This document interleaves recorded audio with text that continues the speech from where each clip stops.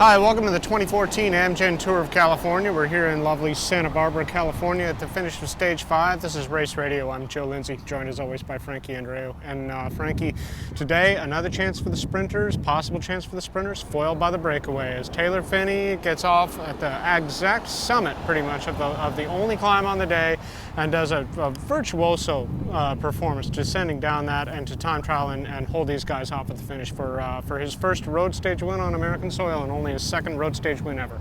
Darn, I didn't know that, but that's yeah, it was a massive win. Before that, the break went away, but the pack was just nervous. They knew what happened yesterday with the break making it. Never gave him more of a leash. They kept it really, really close, which maybe was to their detriment. Yeah. And then on the final climb, Cannondale tried setting a hard tempo, but it was only with one guy. Yeah. Only Bennett. I mean, one guy is not going to shred the group to get rid of all the sprinters, so I'm not sure where the rest of the Cannondale guys were. And when they came over the top, like you said, Phinney bombed that descent.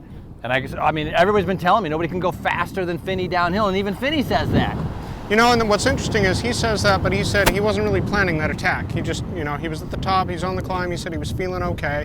He said he noticed that Cavendish wasn't there, that Degenkolb wasn't there, and he noticed that Sagan was a little bit isolated. He didn't have many guys with him. So he goes clear on, you know, on that descent, just looks back, and then by the bottom, he said when he had 20, 30 seconds, he thought that's when he really committed. He thought, well, I just did something really stupid, but now I got to stick it out. Well, you got 30 seconds in front. You're going to have to go. But 30 seconds. Cannondale had 3 guys. Orica had a few, you know, 3 or 4 guys. They didn't really throw too many people in. I was figuring them to throw down a little bit harder and to be able to really push that pace to bring back Taylor. But then again, you know, Taylor's one of the best time trialists in the world. Yep. He was committed. He was by himself. He didn't have to worry about anybody sitting on his wheel, and he drove it to the finish line. But going over the top of San Marcos Pass, if you look at who's in that group, there's only 3 Sky guys. Yeah. Wiggins, Edmondson, and Pate. And if Pate has to work tomorrow, he's not going to be there, whereas Garmin has 5 guys.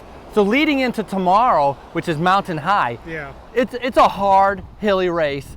Garmin should try to think about putting a guy in the break early on, like Danielson, like Nathan Brown, send him up the road to be able to put a lot of pressure. They can definitely end up isolating Wiggins. The thing is, I think Garmin has a stronger team here, but I think in the end, Wiggins has the stronger legs. Yeah, I think we could definitely see a repeat of some of the tactics that we've seen in the past from them, like last year, Stage 9 of the Tour de France, when they won that stage with Dan Martin in the breakaway. They were early and aggressive all day. That day, they put Sky into trouble.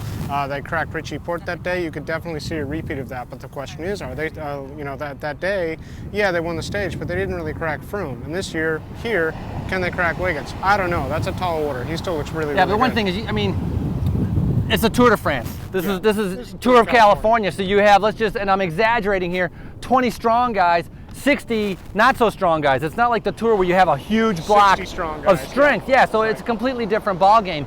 And you know, it's a 100-mile race. It's going to be incredibly hot. The break is going to go up the road. You know, Will Routley has the KOM, but there's a ton of points. 4 KOMs tomorrow and points later on. Sagan took the green jersey. Yes. Craddock's still in white. I got to give credit to Riley today. You know, they caught that break on the final climb, and he jumped, jumped off and got top points over the summit. So he has a really large lead now in the KOM competition. He said today he thinks, doesn't know, but thinks he may have that locked up. Nah. The other thing, you don't think so? No, Rohan Dennis is. There's still enough points out there where, if the moves go, or it really, you know, I wouldn't say it's locked up. It's Will said the only guys even after Mountain High, there's another big climbing day. Yeah, there is. You know, so there's a lot of hard racing left in this race. Will said that the primary guys that he's worried about are GC guys like Rohan, obviously, who's in second in that competition. The other last thing is, I think you can't really underestimate the effect of the heat today. It was at one point out there on the road, it was 106 degrees. Guys just literally could not go through enough bottles.